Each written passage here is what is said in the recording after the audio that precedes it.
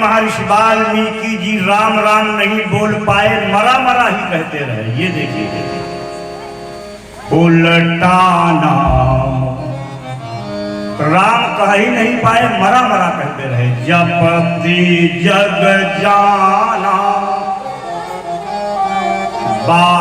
वाल्मीकि भय ब्रह्म समान। ऐसी कृपा बरसी वाल्मीकि के ऊपर, वाल्मीकि महर्षि वाल्मीकि हुए। वैदिक वाङ्मय साहित्य के बाद में, वेदों की रचना के बाद में, संस्कृत साहित्य में सबसे पहला महाकाव्य यदि कोई आया तो वो है श्रीमद् वाल्मीकि रामायण। रामायण महाकाव्य वेदों के बाद में इससे पहले कोई भी महाकाव्य नहीं लिखा गया। 24,000 श्लोकों से निबद्ध किया हुआ रामायण महाकाव्य। लोग तो ये कहते हैं भगवान राम के जन्म से 10,000 वर्ष पूर्व ही महर्षि वाल्मीकि ने रामायण की रचना कर दी थी। त्रेता में दशरथ जी महाराज के यहाँ भगवान का जन्म होगा, जिनका नाम राम होगा, जो क्या क्या लीलाएं करेंगे। ये सब 10,000 वर्ष पहले ही रामायण लिख गई थी। लवकुश कांड उन्होंने तब लिखा जब स्वयं सीता जी उनके आश्रम में आई। और कलयुग में महर्षि वाल्मीकि का ही गोस्वामी तुलसीदास जी के रूप में अवतार हुआ। बोलो वृंदावन बिहारी। ये महापुरुष लोग बताते हैं। उल्टा नाम जपति जग जाना वाल्मीकि भय ब्रह्म समान। सबरी निरक्षर है, अनपढ़ है, असभ्य है, क्योंकि वीर कन्या है। विवाह के योग जब इसकी आयु हुई तो पिता ने सबरी के विवाह की तिथि को निश्चित कर दिया। बारात आने के कुछ ही दिन बाकी बचे हैं, 2-4 दिन। सबरी ने देखा मेरे घर के चारों तरफ तमाम जंगली जानवर बंधे हुए हैं। बड़ी आतुरता से सबरी ने पिता को पूछा कि आपने इतने जंगली जानवरों को क्यों बांध रखा है? कहा इसलिए कि 2 दिन के बाद में तेरी बारात आएगी। बारात में जो संबंधीगण आएंगे, हम लोगों ने उनके भोजन का इंतजाम किया है, क्योंकि हम लोग तो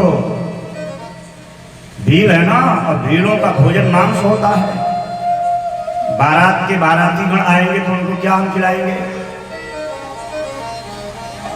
सबरी ने उन बेचारे निर्दोष पशुओं को बंधा हुआ देखा तो विचार किया कि मुझे इस संसार का वैवाहिक सुख तब प्राप्त होगा जब इतने बेचारे निर्दोष पशुओं को काट करके खा लिया जाएगा, उनकी बलि चढ़ा दी जाएगी। दूसरे को कष्ट दे करके, दूसरे की हत्या करके सांसारिक तुच्छ सुख को प्राप्त कर लिया जाए, ये तो महाधर्म है। उसने निश्चय कर लिया कि मुझे इस गृहस्थ आश्रम के धर्म में बंधना ही नहीं है, विवाह ही नहीं होगा। तब घर का त्याग कर दिया, अकेले ही जंगलों में विचरण करते हुए जा रहे हैं। जाकर के कहाँ पहुंच गई? ऋषिमुख पर्वतों के पास में पहुंची, जहां पर वानरों के परम गुरु महर्षि मदंग जी का आश्रम है। पहले तो इसने मन में विचार किया कि आश्रम के अंदर ही प्रवेश कर दिया जाए, लेकिन मन में विचार किया कि मैं अंत्यज हूं, अछूत हूं। आश्रम के अंदर प्रवेश किया, कहीं ऐसा हो आश्रम में रहने वाले लोगों ने मेरा तिरस्कार किया, भगाया हमको, भागो, क्यों आ रही हो?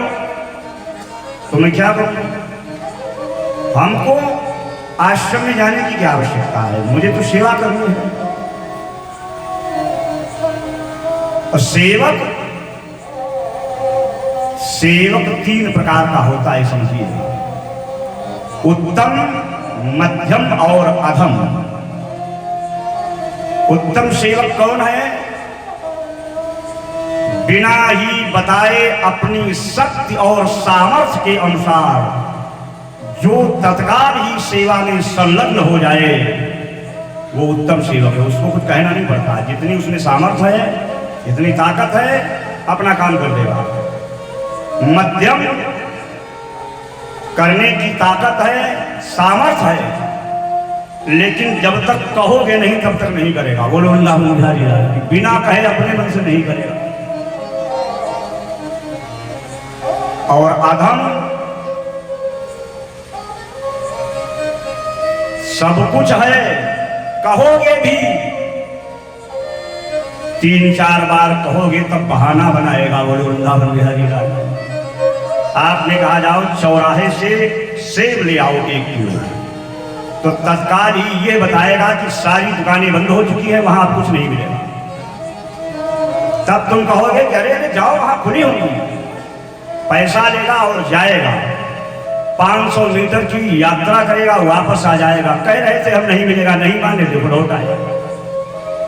कहेगा कहाँ गए थे? 1 किलोमीटर और दूर जाओ।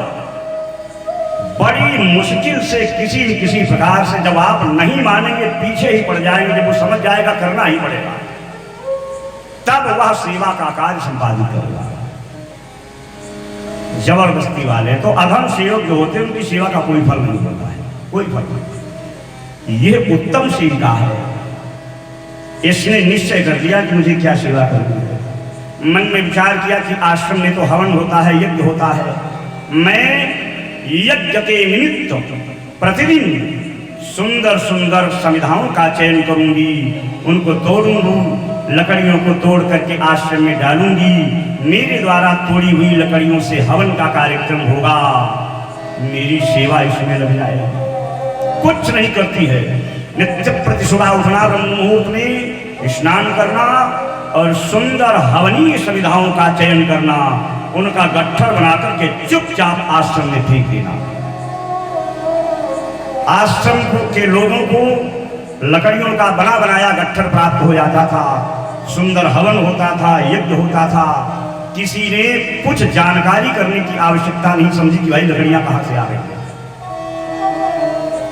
और एक दिन वो लकड़ियां तोड़ ही रही थी, क्योंकि ब्रह्म मुहूर्त में अक्सर अंधेरा होता है। चंदन की लकड़ियों को तोड़ दिया और चंदन की लकड़ियों का गट्ठर जब उसने आश्रम के अंदर फेंका तो सारा का सारा आश्रम खुशबू से भर गया। महर्षि मतंग ने तुरंत ही अपने सारे शिष्यों को बुलाया और कहा, मुझे ये बताओ आज लकड़ी तोड़ करके कौन लाया? चेले लोग तो महीनों से लकड़ी नहीं ला रहे थे, उनको पता ही नहीं था लकड़ी कौन ला रहा है। सब शक पकाए, सबने मना कर दिया, हम नहीं लाए, हम नहीं लाए, हम नहीं लाए। तो कहा जब कोई नहीं लाया तो आखिर में ये लकड़ियां आई कहां से? कितने दिनों से तुम लोग लकड़ी नहीं लाते हो? कहा हम तो गुरुजी महीनों से नहीं ला रहे हैं, महीनों से नहीं लकड़ी लाते, फिर कौन लाता है? आश्रम के चारों तरफ पहरा लगा दिया गया। ब्रह्म मुहूर्त में जैसे ही उसने लकड़ी का गट्ठर फेंका, शिष्यों ने पकड़ लिया सभी को। भील कन्या है, काला कुलूटा रूप है, गुरुदेव के सामने लाकर के प्रस्तुत किया। देखिए, भगवान को बनावटीपन नहीं पसंद है। रावण की बहन शूर्पणखा कितना ऊपरी कृत्रिम बनावटी वेश बना करके आई, भगवान ने उसकी तरफ देखा ही। सबरी में कोई वाह्य सौंदर्य नहीं है, काली कलूटी है, उसका निर्मल हृदय है। भगवान ने सबरी को अपनाया। महर्षि मतंग ने सबरी को देखा, देखते ही यह जान गए कि यह वो पात्र है जिसके हृदय में भक्ति रूपी अंकुर उत्पन्न हो रहा है, इसको आवश्यकता है किसी मार्गदर्शक की, पथ प्रदर्शक की, अच्छे महापुरुष। अच्छे महापुरुषों का भी ये बड़ा भाग्य होता है कि उनको कोई निर्मल हृदय का पात्र मिल जाए ताकि अपनी संपूर्ण सामग्री का समावेश वो उसमें कर सके। महर्षि मतंग ने सबरी को पहचान लिया और सबरी को राम मंत्र दिया। वो राम बोल ही नहीं पाई क्योंकि वो तो जंगल में निवास करती है। राम नहीं जब बोल पाई तो महर्षि मतंग ने क्या किया, एक मजीरा निकाला, उसको दिखाया, कहा इसको जानती हो? बोली इसको जानती हूँ, यही बजाना और इसी का नाम लेना, बोलो वृंदावन बिहारी लाल। अब देखिएगा, मजीरा लिया, ऋषिमुख पर्वत पर बैठ गई, मजीरा मजीरा कर रही हो, मजीरा बजा रही है और तन्मय हो गई आंख बंद करके उसी में। मजीरा मजीरा करते करते उसके मुख से राम जी का शब्द प्रस्फुटित होने लगा। मजीरा भूल गई और राम जी जपने लगे। ये है सबरी की गति। अब बजाकर के राम जी कीर्तन करने लगी। एक दिन आश्रम में रहने वाले लोगों को सबरी से ईर्ष्या हो गया। द्वेष और ईर्ष्या यह एक ऐसा तत्व है जो पृथ्वी पर हर जगह निवास कर रहा है। वो लोग भक्तों में भी बड़ी ईर्ष्या होती है, ये इतना जप कर रहा है, तप कर रहा है, हम काहे नहीं कर रहे हैं। आश्रम में रहने वाले चेलों ने विचार किया कि पूरा जिंदगी बीत गई, इतना भजन हम नहीं कर पाए, ये 2 ही 4 महीने में साधिका बन गई। चेलों ने कहा इसको फेंको पर्वत से, ढकेल दो। पर्वत से ढकेल दिया गया। जो मजीरा उसको दिया था महर्षि मतंग ने, उसके हाथों से छूटा और कहीं खो गया। बहुत ढूंढा उसने लेकिन नहीं मिला। रो करके गुरुदेव के चरणों में समर्पित हो गई और सबरी ने कहा, गुरुदेव, ये नहीं कहा कि गुरु भाइयों ने मुझे प्रताड़ित किया, नीचे ढकेल दिया, इसलिए मजीरा खो गया। कहा आपने जो हमको राम जी दिए थे मेरे हाथों से छूटे और कहीं खो गए। मैंने उनको ढूंढने का बहुत प्रयास किया, बहुत ही प्रयास किया, लेकिन मेरा हर प्रयास असफल हो गया। अब हमको राम जी कैसे मिले? महर्षि मतंग ने सबरी को देखा, कहा पुत्री, अब तुमको राम जी को ढूंढने की आवश्यकता नहीं रह गई, तुम अपनी कुटिया में जाओ। अब जहां भी राम जी होंगे मैं ये वादा करता हूं कि राम जी तुमको खुद ही ढूंढ करके मिल लेंगे, तुम्हें ढूंढने की आवश्यकता नहीं है। अब केवल तुमको प्रतीक्षा करनी है उनकी बात जोहनी है, उनकी रास्ता देखनी है और कुछ नहीं करना है। प्रतीक्षा करने लगी सबरी। कैसी प्रतीक्षा में है, जल्द ही कुछ जलपान करके कुटिया के दरवाजे पर आकर के बैठ जाती है। बात जो होती है, बात जो ना, जैसे कभी कभी ऐसा होता था कि कोई हमारा अतिप्रिय व्यक्ति हमारे घर आने वाला होता और आने की निश्चित टाइमिंग जब होती तो हम उसकी रास्ता देखा करते थे। आजकल रास्ताएं नहीं देखी जाती, आजकल लोग केवल बकवास करते हैं। पहले रास्ताएं देखी जाती थी, लोग सुदूर बहुत दूर तक रास्तों पर चलते हुए चले जाते थे। कहीं ऐसा तो नहीं कि रास्ता व्यक्ति भटक गया हो, और दूर जाकर के मिलते थे, उसका स्वागत करते थे, जिसे कहा जाता था बाट जोहना। ये क्या करती है, कुटिया से लगा करके बहुत दूर तक रास्ताओं को साफ कर देती है। रास्ताओं को साफ करके और उन रास्ताओं पर सुंदर सुंदर फूल बिछा देती थी कि भगवान राम इसी रास्ते से मेरी कुटिया में आएंगे, भगवान राम के पैरों में कोई कंकड़ और कांटा न लग जाए। लोग आते थे सबरी को कहते थे, सबरी वो देखो उस रास्ते से तेरे राम जी आ रहे हैं। राम जी का नाम सुनते ही बावरी हो जाती थी, व्याकुल हो जाती थी। लेकिन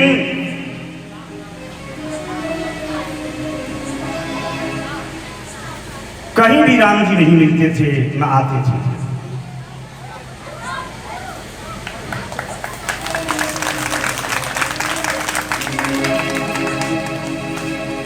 लौट कर वापस आ जाती थी।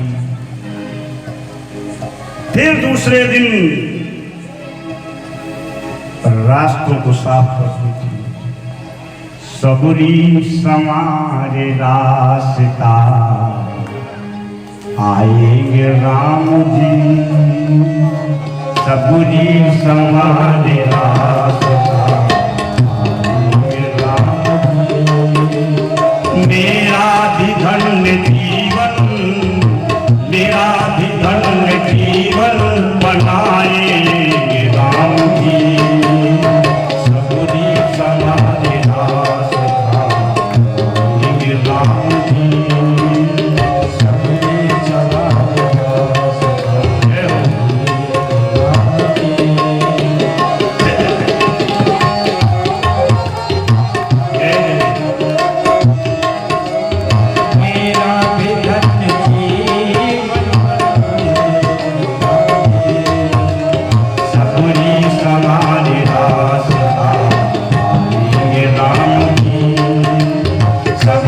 समारे रास्ता।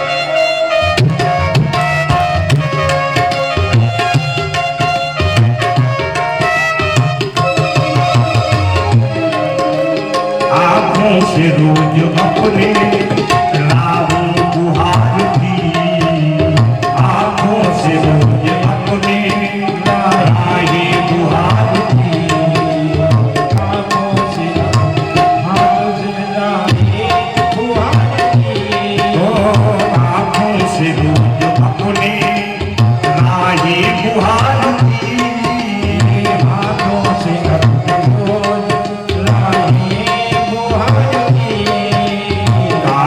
लगे न कोई, आता लगे न कोई, बल्लभ राम जी, आता लगे न कोई, बल्लभ राम जी, सबरी समारे रास्ता आएंगे राम जी।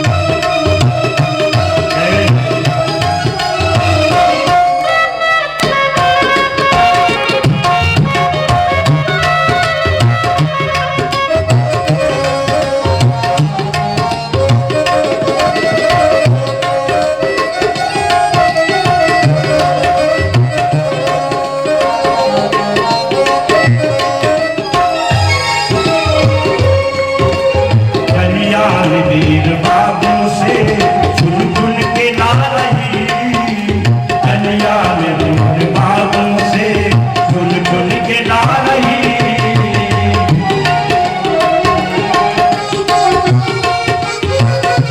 ओ कलिया में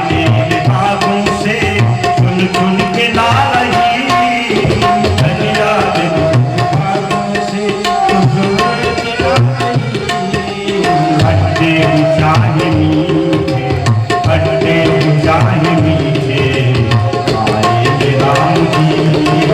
खट्टे चाहे मीठे, आए राम जी। सबरी सवार नाचता, सबरी सवार नाचता, आए राम जी। सबरी सवार रास्ता आए राम जी। सबरी सवार रास्ता आए राम जी। मेरा भी धन्य जीवन, मेरा भी धन्य जीवन बनाए राम जी। मेरा भी धन्य जीवन बनाए राम जी। मेरा भी धन्य जीवन बनाए राम जी।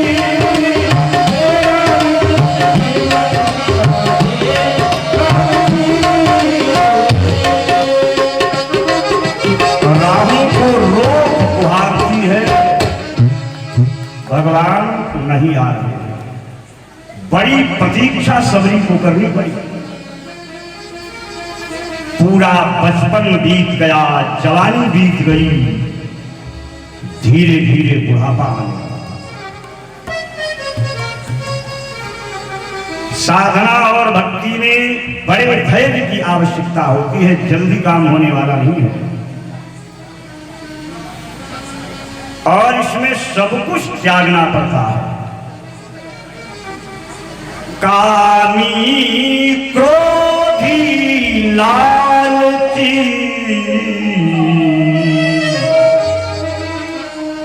इनसे भगति न हो।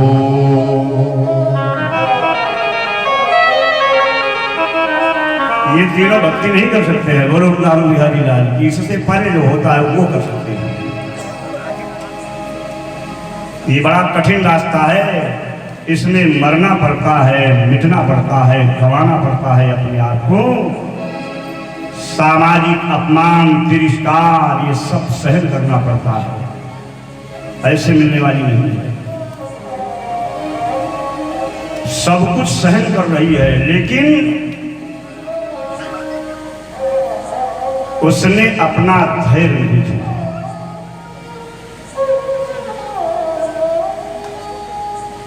एक गांव में एक सुंदर श्री सीताराम जानकी जी का मंदिर बना हुआ है। और जहां सीताराम जी महाराज होंगे वहां हनुमान जी दरवाजे पर जरूर डटे होंगे। बोलो वृंदावन बिहारी लाल। चूंकि राम दुआरे तुम रखवारे, होत न आज्ञा बिनु पैसारे। भगवान राम की यदि भक्ति प्राप्त करना है तो क्या करना पड़ेगा? पहले हनुमान जी की पूजा करनी पड़ेगी। बिना उनकी आज्ञा के परिंदा भी पर अंदर नहीं मारेगा, समझ लीजिएगा। ये बड़े पक्के वाले हैं, सबको नहीं मिलने देते हैं। सेठ जी के गांव में मंदिर बनवा रखा है। हमारे जैसे कथा व्यास गांव से निकल रहे थे, देखा बड़ा सुंदर भव्य मंदिर बना हुआ है। मन में विचार किया कि गांव के लोग धार्मिक होंगे, इसीलिए तो सीताराम जानकी की स्थापना की है। गांव के लोगों को कथा सुनानी चाहिए। गांव का एक संभ्रांत व्यक्ति मिला था, भाई साहब हम यहाँ कथा सुनाना चाहते हैं। उसने कहा पंडित जी आप अपने घर जाइए, इस गांव के चक्कर में मत पड़िए, यहाँ कथा सुनने वाले नहीं है। अरे कहा नहीं भाई, इतना सुंदर मंदिर। कहा ये सब आपको केवल दिखाई पड़ रहा है और दूर से बोलो नहीं, हमको सुनाना है। कोई नहीं सुनेगा, भगवान राम जी सुनेंगे, माता सीता जी सुनेंगी, और हनुमान जी तो रसिया है कथा सुनने के। राम कथा सुनने को रसिया, उनको सुनाएंगे। तो उसने कहा जब नहीं मानते हो तो भैया सुनाओ। थोड़ा बहुत उसने व्यवस्था की। सेठ जी को पता चला जिन्होंने मंदिर बनवाया था, वो भी आ गए। कथा शुरू हो गई। गांव के 2-4 व्यक्ति आते थे। सेठ जी भी रोज पूजा करने आते थे सीताराम जी की। 1-2 मिनट रुके, चले गए। राम कथा 9 दिन की होती है, 8 दिन हो गए, कल 9वां दिन है, कथा का विश्राम होना है। सेठ जी भी पूजा करने के लिए आ गए हैं। सीता माता ने भगवान राम से कहा कि महाराज ये ब्राह्मण जो है 8 दिन से लगा हुआ है, कथा सुना रहा है। अब गांव के लोग बड़े ही दुष्ट हैं, न कथा सुनने आ रहे हैं और न ही कुछ देने आ रहे हैं। अब कल हो जाएगी कथा विश्राम, तो इस ब्राह्मण की तो हत्या हो जाए, इसके लिए आपने कुछ सोचा? और ये सब सेठ जी जो हैं बैठे बैठे सुन रहे हैं कि माता जी जो भगवान से कह रहे हैं। भगवान ने कहा ये सब व्यवस्था बना दी है हमने ये विभाग हनुमान जी को सौंप दिया है। हनुमान जी को सब बता दिया गया है उनको क्या करना है। पंडित जी को इतना पैसा मिलेगा, बहुत ज्यादा। भगवान राम ने कहा हनुमान जी ने कहा महाराज कमी नहीं रहेगी, कल देखना, आपने हमको आज्ञा दी, अब आप देखना क्या होता है। सेठ जी ने जब ये सुना तो सेठ जी ने दिमाग लगाना शुरू कर दिया कि कल आखिरी दिन है और व्यवस्था है हनुमान जी के हाथों में, और हनुमान जी एकादश रुद्र है, स्वयं शंकर है। हमको लगता है कल कथा में देवता लोग आएंगे, और देवता अगर सुनने के लिए आ गए तो देवता कोई भिखारी तो है नहीं। एक देवता अगर 1-2 लाख भी व्यास मंच पे रख देगा तो यहाँ तो करोड़ों का मैटर हो जाएगा। उसने सोचा मंदिर हमारा और माल पंडित जी काट ले जाए, यह तो भाई की बात ठीक नहीं है, ये पैसा हम ऐसे नहीं जाने देंगे। अब क्या किया उसने, पूजा बंद की। अब देखिए लोभ देखिएगा। पंडित जी के पास ने कहा महाराज ये बताइए 9 दिन की कथा में आप कितना पेमेंट लेते हैं? अरे कहा कितना काहे चक्कर में पड़े हुए हो, हमको यहाँ पेमेंट नहीं लेना है। कहा नहीं हमको देना है। अरे कहा कैसी आप बात करते हैं? कहा नहीं आपका जो 9 दिन का हुआ। अरे कहा रहने दीजिए। कहा नहीं आपकी बड़ी सुंदर कथा है, हमारे यहाँ है, आपको देंगे हम। कितना दिन? कहा महंगाई का जमाना है, कम से कम 51,000 रुपए तो दे ही दीजिए। वो घर नहीं गया, तुरंत बैग खोला, फटाफट 51,000 रुपए गिन दिए। कहा ये लीजिए। पंडित जी बड़े प्रसन्न हो गए, बड़ा श्रद्धालु हैं सेठ जी। सेठ जी ने कहा सुनिए ये आपका 51,000 का पेमेंट हो गया है, आप इसमें चाहे 1 लाख चढ़े या 50 लाख चढ़े, ब्याजगति के पैसे पर दिमाग मत लगाना, समझ लिया? पंडित जी ने कहा भैया आप सब तुम ले जाओ। अब उसने सोचा कि देवता लोग कथा सुनने आएंगे तो बैठने की VIP व्यवस्था भी होना चाहिए। एक टेंट हाउस वाले से संपर्क किया, तुरंत 1-1.5 लाख का पेमेंट उनको किया कि 2 घंटे के अंदर पूरा राजमहल बना कर तैयार कर दिया।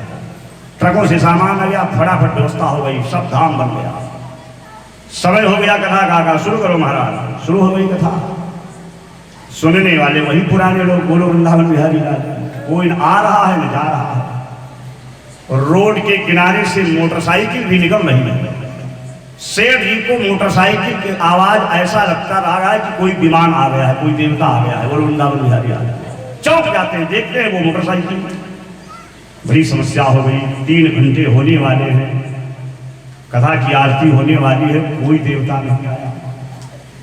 तो कथा का विश्राम देने लगे पंडित जी। सेठ जी ने कहा रुकिए महाराज, आधा घंटा आज कथा बढ़ा दीजिए। सोचा हो सकता है देवताओं को काम बहुत ज्यादा होते, कहीं फंस गए होंगे, नहीं आ पाए। आधा घंटा बाद भाई आदमी मृत्युलोक का फंस जाता है तो देवताओं को तो बहुत ही काम है। और आधा घंटा कथा बढ़ गई, कोई नहीं आया। पंडित जी ने कहा आरती? कहा महाराज थोड़ी और। कहा ये कथा है, रबड़ नहीं है, जितना खींचो बढ़ती चली जाएगी। उठिए और आरती कीजिएगा। अब नहीं होगी। खड़ा हो गया आरती लेकर के। आरती में मन नहीं लग रहा है, पीछे मुड़ मुड़ करके देख रहा है कि कहीं ऐसा न हो आरती में ही देवता आ जाए।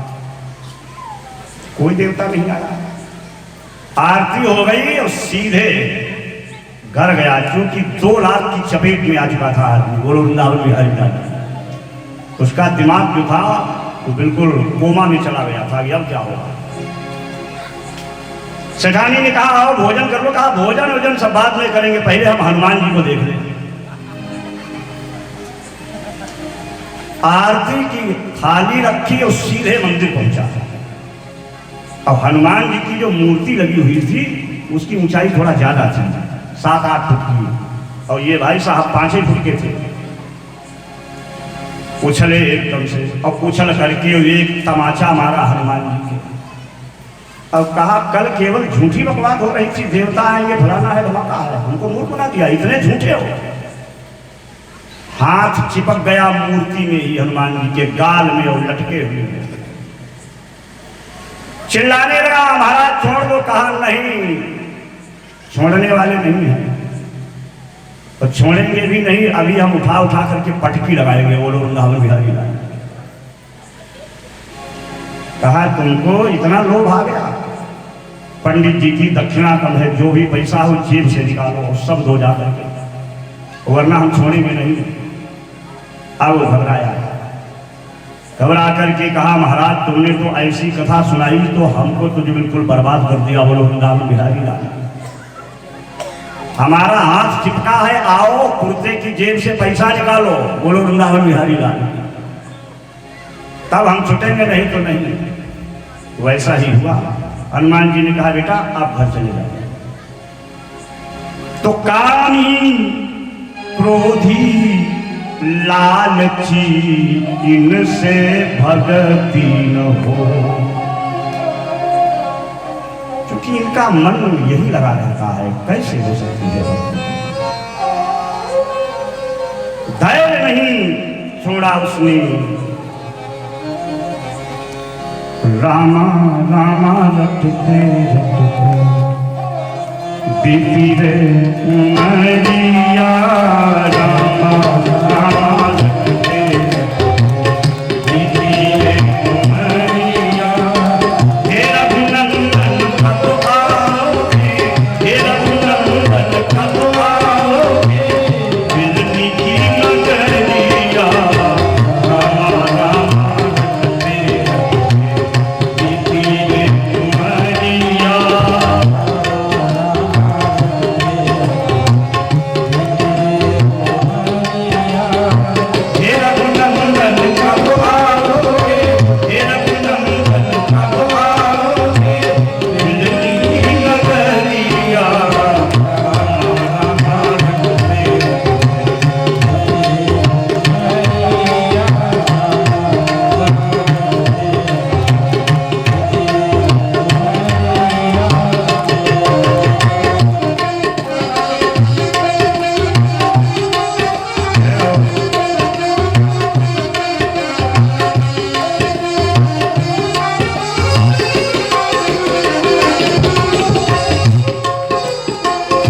सवेरे वन में जाकर फल चुन चुन के लाऊंगी,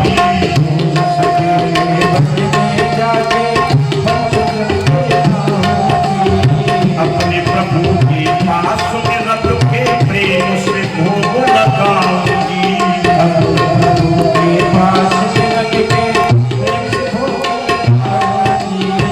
मीठे मीठे घेरन की मैं, मीठे मीठे घेरन की मैं, वरनाऊं सपरिया, रामा रामा रटते बीती रे उमरिया, बीती रे उमरिया। रघुपति कब आओगे, रघुपति कब आओगे, जिंदगी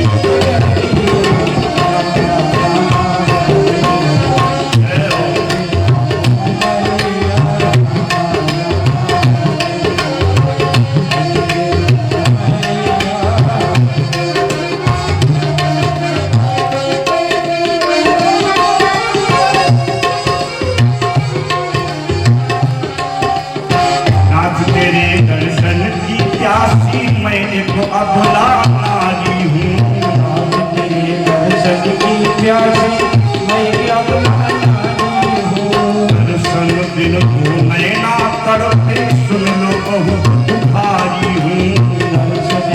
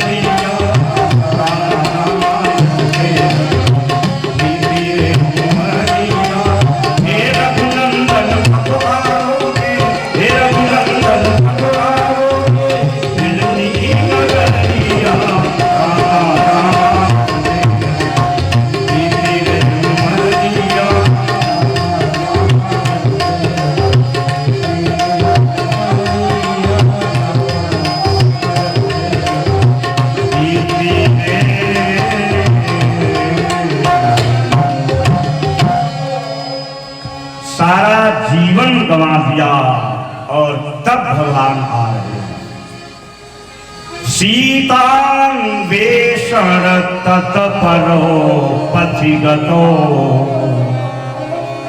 रामाभिरामं भजे। परमात्मा श्री राम सीता माता की खोज करते करते सबरी के आश्रम के पास में पहुंचे। लोगों ने आज भी कहा, सबरी बाहर निकल, तेरे राम जी आ रहे हैं। सबरी ने मन में विचार किया, ये लोग तो रोज ही मुझे मूर्ख बनाते हैं कि राम जी आ रहे हैं, राम जी आ रहे हैं। आज वो निकली ही नहीं, और जब नहीं निकली, क्षणमात्र में देखा राम जी उसकी कुटिया में आ गए। भगवान को देखती ही रह गई, सब भूल गई किन कर्तव्य दूर की स्थिति को प्राप्त हो। हम अपने अति प्रिय व्यक्ति के आगमन की प्रतीक्षा में जब घर में बैठे होते हैं, अति प्रिय जब कोई आने वाला होता है तो उसके लिए हम बहुत ढेर सारी व्यवस्था करते हैं कि जब आएगा तो कहाँ बैठा लेंगे, नाश्ते में क्या दिया जाएगा, भोजन क्या क्या करवाया जाएगा, ये सारी व्यवस्थाएं आदमी करता है, पूरा का पूरा माइंड मेकअप तैयार करता है। लेकिन आने वाला अतिथि व्यक्ति जब आ जाता है तो वो किंकर विमूढ़ की स्थिति को प्राप्त हो जाता है। सारी व्यवस्थाएं धरी की धरी रह जाती हैं, कुछ भी नहीं कर पाता है। जब तक नहीं आए थे तब तक तो राहुल को बुहारती थी, कहीं कुछ करती थी, कहीं कुछ करती थी। जब आ गए तो कुछ नहीं कर पाई, सिर्फ प्रभु श्री राम को देखती ही रह गई। उस बेचारी के पास में भगवान राम की सेवा करने के लिए कुछ था ही नहीं। यहां तक की स्थिति ये थी कि घर में उसकी कुटिया में भोग लगाने के लिए कोई सामग्री तक नहीं। भगवान को बैठाला, हाथ जोड़े, कहा प्रभु आप थोड़ी देर के लिए बैठ जाइए, मैं सबसे पहले आपके लिए कुछ जलपान की व्यवस्था कर रही हूँ, क्योंकि आप बहुत दूर की लंबी यात्रा तय करके आ रहे हैं, आपको क्षुधा लगी होगी, भूख लगी हुई होगी। भगवान को बैठाला और तत्काल बेरियों के बगीचे में पहुंच गई, बेरों को तोड़ने लगी। लेकिन बेर तो खट्टे भी होते हैं, मीठे भी होते हैं। रुक गई, मन में विचार किया, यदि कोई खट्टा बेर प्रभु श्री राम के चरणों में मुख में पहुंच गया तो उनके मुख का स्वाद बिगड़ जाएगा। कौन मीठा है कौन खट्टा है ये कब तक कैसे पता लगेगा, जब तक खाया नहीं जाएगा। बेर को तोड़ती है, चख करके देख लेती है, अगर मीठा है तो झोली में रख लेती है, अगर खट्टा है तो फेंक देती है। सबरी को ये परवाह नहीं है कि बेर झूठे हो जाएंगे, परवाह ये है परमात्मा को जो वस्तु भोग लगाई जाए वो अत्यंत सुमधुर और स्वादिष्ट